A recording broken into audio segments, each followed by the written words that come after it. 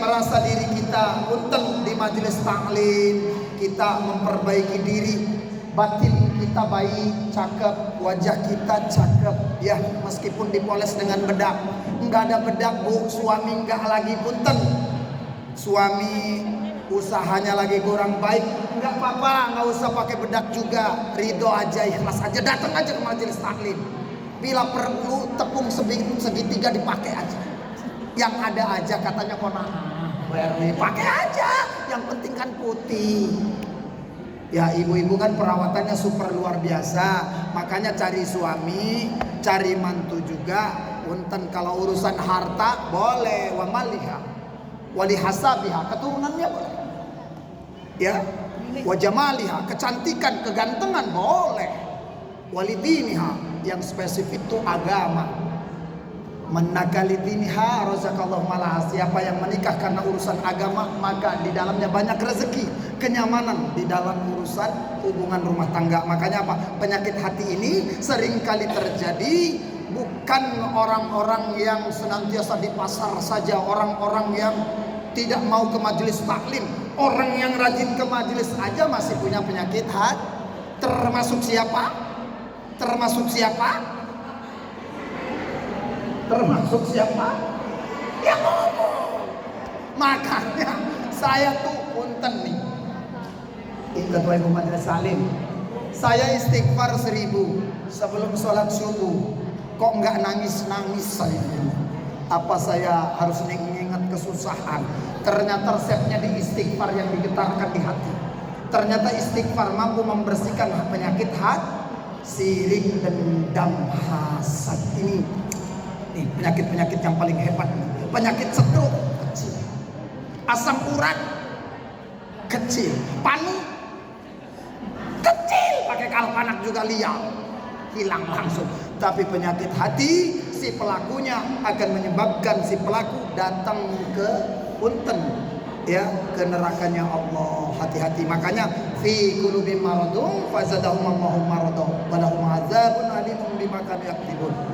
Di dalam hati mereka, ini diawali dengan huruf jan, fi qulubihim maradun, ada marad.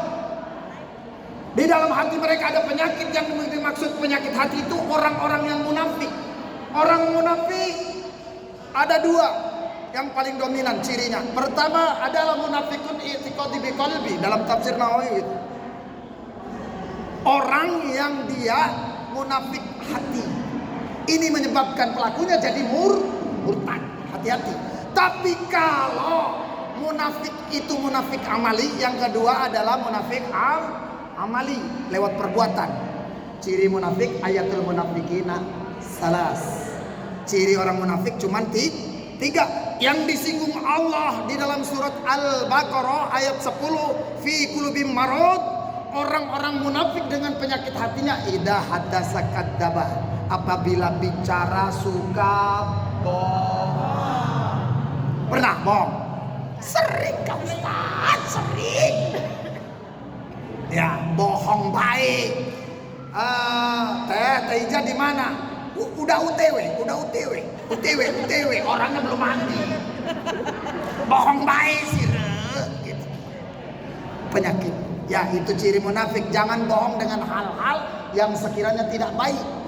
Meskipun Imam Al-Ghazali Hujjatul Islamiyah dalam kitab Ihya Ulumuddin mengatakan ada yang boleh bohong 3. Ya, al-kadzibu ahli, bohong untuk keselamatan rumah tangga. Suaminya nonton TV. Nah, Ustazah, suaminya nonton TV, artis kan jarang yang jelek, bener? Ya, cantik. Begitu nonton artis, sering yang nonton Indosiar siapa? Cung. Begitu nonton TV, kebetulan artisnya lagi lenggak-lenggok, istrinya datang, Pak, artis itu sama mama cantikan mana? Cantikan mama, cantikan mama.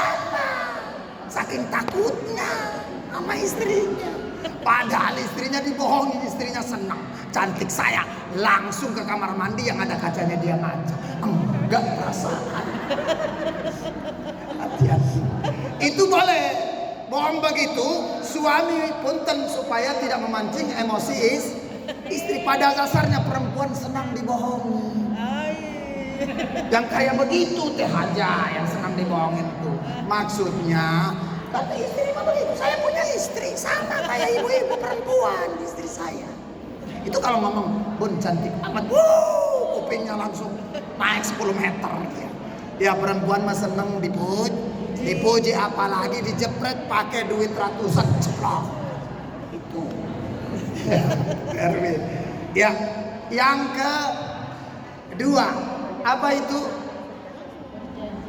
Al-kadzibu wasilatul arham. Bohong untuk menjaga silaturahmi.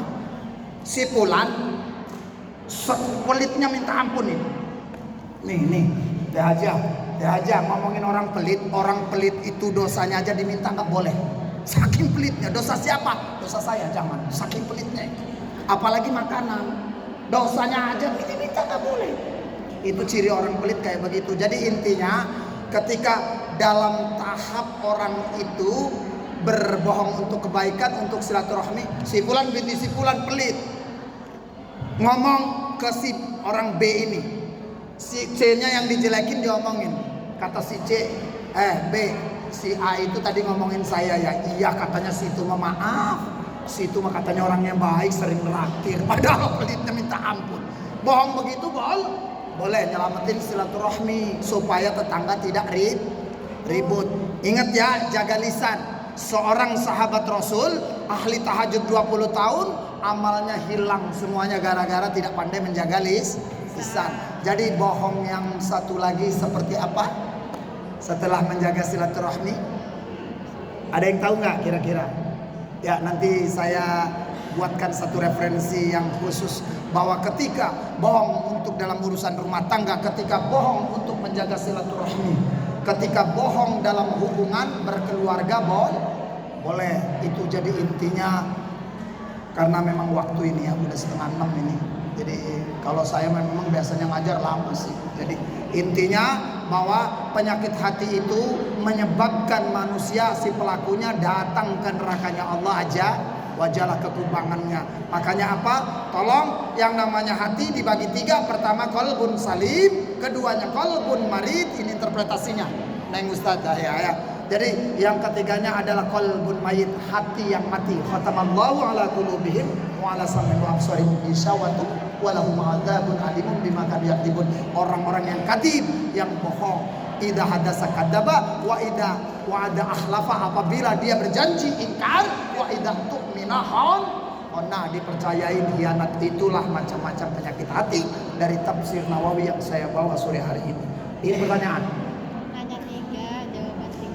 Pertanyaannya 3. Ya, saya yang nanya apa gimana? Nanti ada yang bertanya dari pertanyaan. Oh, berarti saya balikan ke siap, singkat padat jelas. Ya, karena udah 5:30 lewat, saya juga mau ikut tahlilan. Tafadhol.